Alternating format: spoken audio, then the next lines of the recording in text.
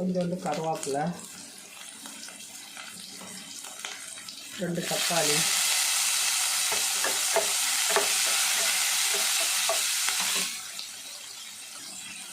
ஒரு 3/4 ஸ்பூன் உப்பு,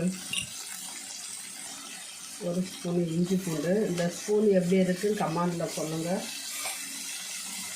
இதெல்லாம் வதக்கலாம்.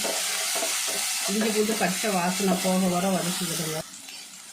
பாருங்கள், மீல் மேக்கரு சுடுதண்ணியில் போட்டு புளிஞ்சு எடுத்து வச்சுருக்கேன். இதை போட்டுடலாம்.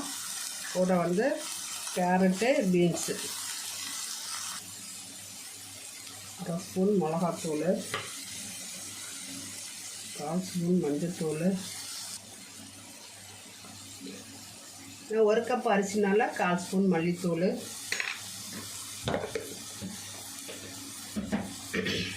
1/4 ஸ்பூன் பெருஞ்சீரகத்தூள். இந்த பெருஞ்சீரகத்தூள் போட்டால் சாதம் நல்லா வாசனையாக டேஸ்ட்டாக இருக்குங்க. இப்போ எல்லாமே அப்படி ஒரு கிண்டிக்கலாம். 1 கப் அரிசிக்கு 2 கப்பு தண்ணி. வந்து உப்பு பத்தலை, கூட ஒரு 1/4 ஸ்பூன் உப்பு போட்டுடலாம். 1 கப் அரிசி தண்ணியில் ஊற வச்சுருந்தோம், கழுவி காய போட்டாச்சு. புழுங்கரிசி தான்ப்பா, வீட்டரிசி, பொன்னி அரிசி. நம்ம வந்து பிரியாணி அரிசிலையும் செய்யலாம், பொன்னி அரிசிலையும் செய்யலாம், ரைஸ் அரிசிலையும் பச்சை அரிசிலையும் செய்யலாம். சூப்பராக இருக்கும் வெஜிடபிள் பிரியாணி இப்படி செஞ்சால். இப்போ ஸ்கூல் ஓப்பன் ஆகிடுச்சுல, காலையில் 1 ஸ்பூன் தயிர். இது நல்லா கிளறி விட்டுருலாம்.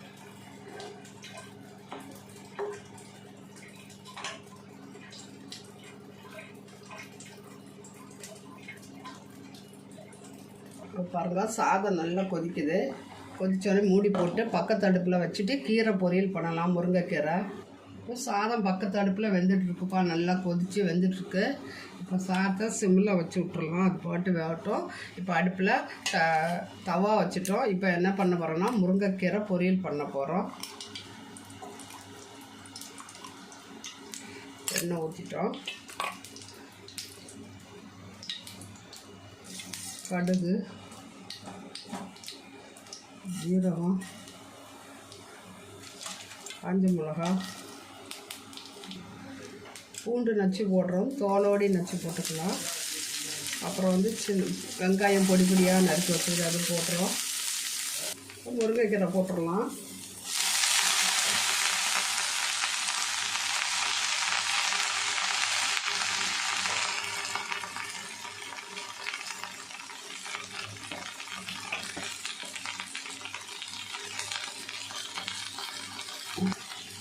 கீரை வதங்கிட்டே இருக்குது.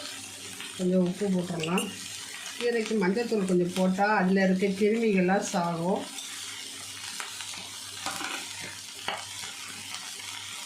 ஒரு 1/4 ஸ்பூன் மிளகாத்தூள். இந்த கீரையிலே இப்படி நம்ம வதக்கிட்டு பருப்பு கூட அவிச்சு போட்டுக்கலாம், நல்லதாக இருக்கும்.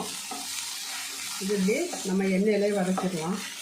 நம்ம கழுவி வச்சுருக்கனால அதில் ஈரப்பதம் இருக்கும்.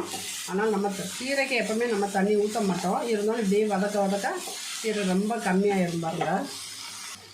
தேங்காய் பூ போட்டுடலாம். இதே வேர்க்கடலை இருந்தால் நீங்கள் வேர்க்கடலை பொரிச்சு போட்டுக்கலாம், தேங்காய் பூ வேண்டாம்னா.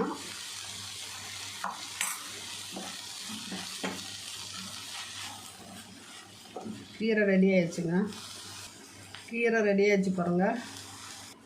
கத்திரிக்காய் பொரியல் பண்ண போகிறோம்ப்பா. அதுக்கு கொஞ்சம் எண்ணெய் ஜாஸ்தியாக ஊற்றிக்கலாம், ஒரு 3 ஸ்பூனு. இங்கே தாம்மா இருக்குது. கடுகு, ஜீரகம், சோம்பு, ஒரு 4-5 மிளகு,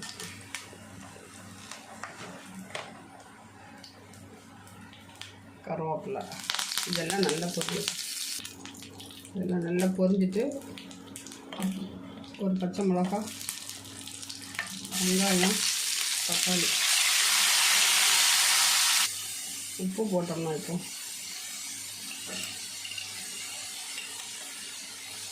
உப்பு போட்டோன்னா சீக்கிரம் வெங்காயம் வதங்கும். கருவேப்பிலை,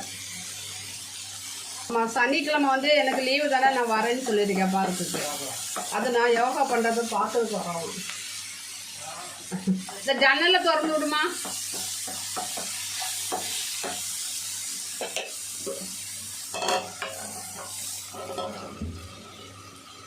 நம்ம வந்து இப்போ கத்திரிக்காய் போட்டுருவோம்.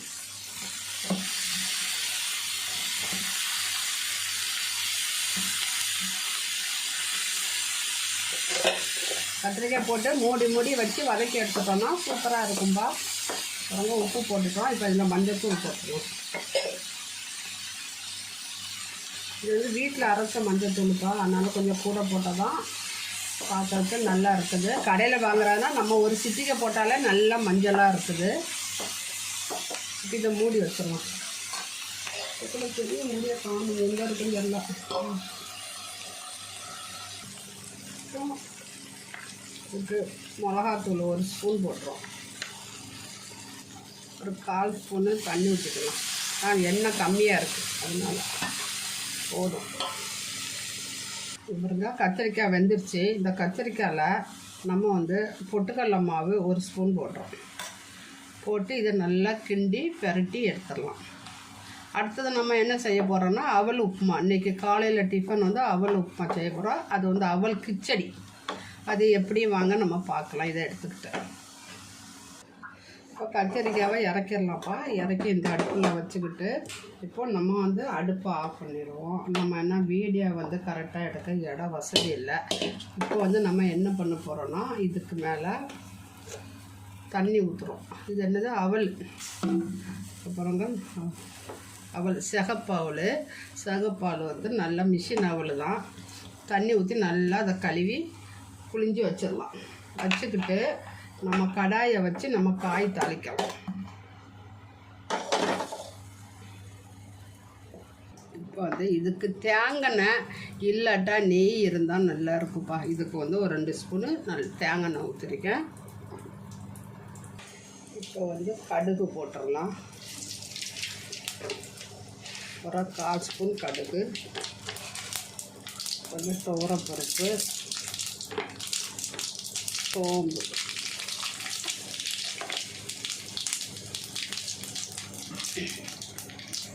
இது கூட கருவேப்பிலை, கேரட்டு, பீன்ஸு, தக்காளி, வெங்காயம், பச்சை மிளகாய் எல்லாம் கட்டணும்.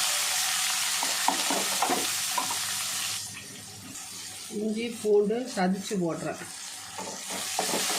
இதை பொடியாக நறுக்கி போட்டலாம். இஞ்சி பூண்டு வீட்டில் அரைச்சது இருந்தாலும் போட்டுக்கலாம். இது எல்லாமே எண்ணெயில் நல்லா வதங்கட்டும். உப்பு தேவையான அளவு உப்பு. அவளுக்கு வந்து உப்பு கம்மியாக போடுங்க, ரொம்ப இழுக்காது. ஸ்கூல் 10ஆம் தேதி திறக்க போகுதுப்பா. இன்னும் 2-3 நாள் தான் இருக்குது. எங்கள் ஊரில் சென்னையில் கொஞ்சம் இப்போ மழை பெய்யுது, வெப்பம் கொஞ்சம் குறைஞ்சிருக்கு. உங்கள் ஊரில் வெயில் எப்படி இருக்குது, மழை இருக்கா என்னான்னு சொல்லி கமெண்டில் சொல்லுங்கள். இது நல்லா வதக்கிட்டு இருப்போம். ஒரு 1/4 ஸ்பூன் மஞ்சள்தூள், சோம்புத்தூள். நம்ம சோம்பு வந்து எல்லாத்துக்குமே யூஸ் பண்ணலாம்ப்பா. நம்ம யூஸ் பண்ணால் சோம்பு வந்து நம்ம உடம்புக்கு ரொம்ப நல்லது. கொலஸ்ட்ராலை நல்லா குறைக்கும், ஜீரண சக்தி கிடைக்கும். நல்லா கிண்டிக்கிட்டு காரத்துக்கு ஏற்ற மாதிரி மிளகாத்தூள் போட்டுக்கிடுங்க. நான் வந்து 1 ஸ்பூன் போட்டுறேன். ஒரு 1/4 ஸ்பூன் தனியாத்தூள். காய் வேகிறதுக்கு நம்ம கொஞ்சோண்டு தண்ணி ஊற்றிக்கலாம். நிறைய வேண்டாம், சும்மா கொஞ்சோண்டு. இந்த மசாலாலாம் சட்டியில் ஊற்றோம் அதுக்காக. இப்போ இதில் உதிர்த்தி போட்டுடலாம். இது வந்து பார்க்கறதுக்கு நல்லா கவுந்த மாதிரி இருக்கும். ஆனால் கிளறி எடுத்துட்டோன்னா நல்லா ஆறின பிறகு விறப்பாயிரும். இதை போட்டு நம்ம கிண்டிடலாம். பாருங்கள், கிண்டிடலாம். நல்லா உதிரியாக உப்புமா மாதிரி சூப்பராக டேஸ்ட்டாக இருக்குங்க. இதுக்கு மேலே உங்களுக்கு தேங்காய் வேணால் போட்டுக்கலாம். தேங்காய் வேண்டாதவங்க இப்படியே சாப்பிட்டுக்கலாம், மேலே மல்லித்தலை தூவி. உப்பு இருக்கான்னு பார்த்துடலாம். நமக்கு இந்த அவல் வந்து அரிசி தான், நெல் தான், அதனால் உப்பு கம்மியாக தான்ப்பா இருக்குது. கொஞ்சம் போட்டுக்கலாம். நம்ம ஒரு 2 ஸ்பூன் தேங்காய் பூ போட்டுடலாம். எனக்கு வந்து எடிட் பண்ண ஆள் இல்லைப்பா. யாராக இருந்தீங்கன்னா எனக்கு எடிட் பண்ணி கொடுங்க. ஏன்னா என் பேரை தான் செஞ்சுட்டு இருந்தார், இப்போ அவர் இல்லை. இப்போ வந்து நல்லா கிளறிடலாம். தேங்காய் பூ போட்டு எடிட் பண்ணி ஆள் கிடச்சிச்சின்னா ரொம்ப ஹெல்ப்ஃபுல்லாக இருக்கும். சூப்பரான அவல் உப்புமா ரெடி. நீங்களே இதே மாதிரி எல்லாம் செஞ்சு சாப்பிட்டுட்டு 1 ஹவரில் செஞ்சு. நம்ம டைம் என்னம்மா? 6:10க்கு நான் ஆரம்பித்தேன். 1 ஹவரில் எல்லா வேலையும் நான் முடிச்சிருக்கேன். இதே மாதிரி நீங்களும் செஞ்சு சாப்பிட்டுட்டு எப்படின்னு சொல்லுங்கள். இந்த வீடியோ இன்றைக்கி இல்லாட்டா நாளைக்கு வரும். அஸ்ஸலாமு அலைக்கும். இது மாதிரி யாரெல்லாம் செஞ்சு சாப்பிட்டீங்கன்னு சொல்லி கமெண்ட் பண்ணுங்கப்பா. லைக் பண்ணுங்கள், ஷேர் பண்ணுங்கள், சப்ஸ்கிரைப் பண்ணுங்கள். என் சேனலுக்கு ஆதரவு கொடுங்க. அஸ்ஸலாமு அலைக்கும். பாருங்கள், நம்ம இப்போ என்னெல்லாம் செஞ்சுருக்கேன்னு சொல்லி நம்ம பார்த்துடலாமா திருப்பி ஒருக்கா. இப்போது அவல் உப்புமா, அப்புறம் கத்திரிக்காய் பொரியல், கீரை பாருங்கள். அவல் உப்புமா, கத்திரிக்காய் பொரியல், கீரை, முருங்கைக்கீரை, பிரிஞ்சி சாதம், இவ்வளோ தான் நம்ம செஞ்சுருக்கோம்.